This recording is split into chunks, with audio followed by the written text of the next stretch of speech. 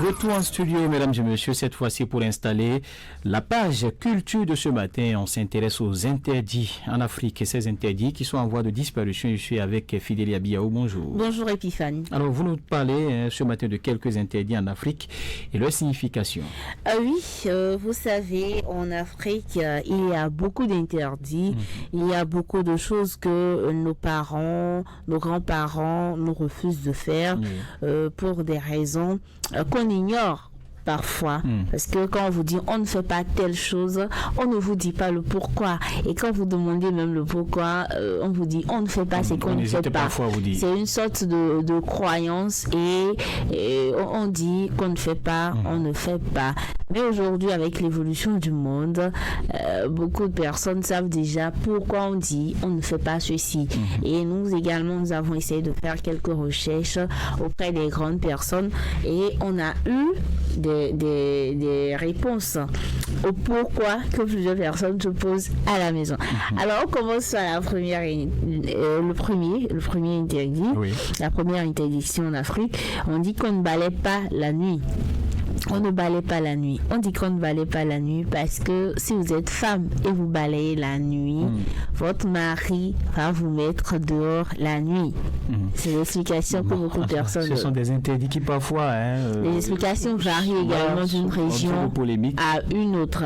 Voilà. Et il y a d'autres personnes qui vous diront que non, c'est parce que avant les maisons étaient en terre battue et quand vous balayez la nuit, la poussière peut vous déranger. Voilà, tout simplement parce qu'on dit... pourquoi on dit il ne faut pas balayer la nuit. Alors, on ne s'assied pas à la porte quand il pleut. On ne reste pas à l'entrée de la porte de la maison quand il pleut. Parce que on dit que les esprits de la pluie vont entrer ou vont sortir. Mais quand vous êtes sur la voie, ça ne favorise pas la Il faut faire le chemin. Il faut le faire le chemin. Mais quand vous regardez le truc scientifiquement, ça s'explique. Le tonnerre, si vous restez à la porte, alors qu'il y a le tonnerre, ce n'est pas bien pour vous. Ce n'est pas bien pour vous. Voilà. Il y a parfois on demande de ne pas de ne pas vous asseoir sur un mortier. Voilà, il y en a tellement. Ne pas vous asseoir sur un mortier. On dit qu'on ne s'assied pas sur un mortier. Que vous soyez garçon ou femme, si vous asseyez sur un mortier, le dos va vous faire mal. Vous aurez mal à la hanche. Voilà ce qu'on dit. Mais en réalité, c'est pour des questions d'hygiène. C'est dans le mortier qu'on pile le manioc, qu'on pile l'igname pour manger. Ce n'est pas bien que vous vous asseyez. Vous permettez de vous asseoir sur le mortier. Voilà. Il y en a tellement. On va essayer de faire le tour de quelques-uns. On ne lave pas les bols la nuit.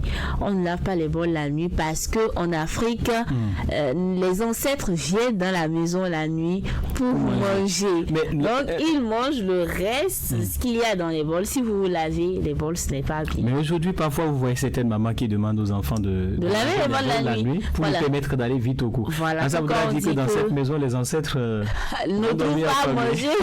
Ça veut dire que les ancêtres ne trouvent pas à manger. Voilà pourquoi on parle également de la disparition de ces interdits-là. On dit que on ne se lave pas la nuit également. On ne se lave pas la nuit parce que on dit que c'est un totem. On dit que c'est un totem pour certains clans. Quand on était jeunes, on nous disait quand tu te laves dans la nuit, surtout quand il y a de la mousse sur toi, il y a un serpent qui vole. Voilà. Et ça c'est vrai. Il y a un serpent qui vole. Le serpent peut venir lécher la mousse sur. C'est dangereux pour toi. C'est dangereux.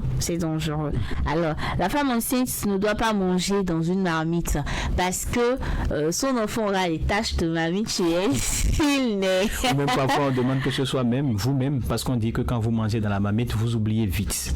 Voilà. Donc, quand vous avez un souci, vous êtes toujours le coupable, même quand il y a 10 personnes et qu'il y a quelque chose qui se produit, vous êtes le premier coupable. Alors moi j'adore manger dans la marmite. C'est bien intéressant. Voilà.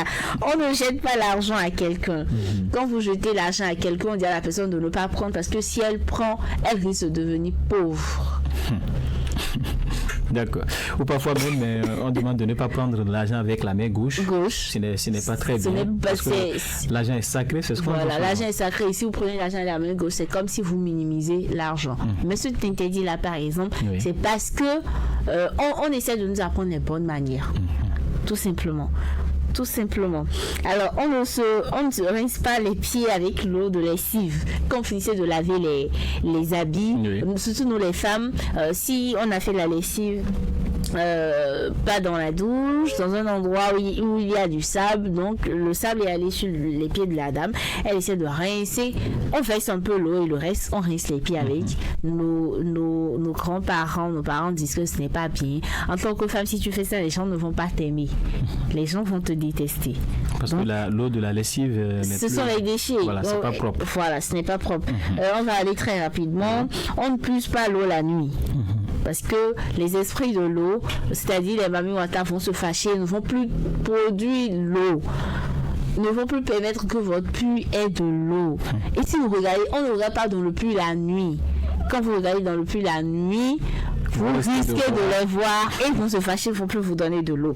On ne refuse pas l'eau de son puits à quelqu'un. Si vous refusez, votre puits va tarir. Voilà, on ne refuse pas également de donner la nourriture. Sinon, il y a un bouton là qui va sortir. Le Baliba appelle ça à Kourakin. Voilà. Qui ne donne pas. Voilà. Alors, vous nous dites également que ces interdits sont aujourd'hui en voie de disparition. Oui, ces interdits sont en voie de disparition à cause de l'évolution du monde, à cause de la modernité, à cause de l'avènement de beaucoup de religions dans le monde. Vous voyez, par exemple, tous ces interdits-là, les chrétiens, par exemple, ceux qui sont vraiment dans le sang de Jésus, vous diront que non, moi je suis dans le sang de Jésus, ça là ne veut rien dire. Ceux qui sont également dans la croyance islamique vont vous dire non, ça là n'existe pas chez nous, on croit en Dieu. Voilà pourquoi ces interdits là sont en train de disparaître aujourd'hui également. Mais quand on fait le tour, on voit que ces interdits là, c'était également pour nous permettre de bien vivre en société. Il y a beaucoup de choses qu'on dit on ne fait pas, et quand vraiment tu ne le fais pas en société, on dit que celui-ci se comporte bien, et quand quelqu'un le fait, tout de suite on le voit mal. Vous êtes assis par exemple et vous donnez l'argent à quelqu'un en public, la personne prend l'argent avec la main gauche, tout de suite on va se dire attention, il n'a pas été éduqué.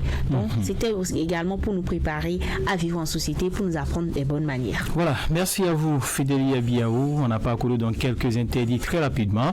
On va passer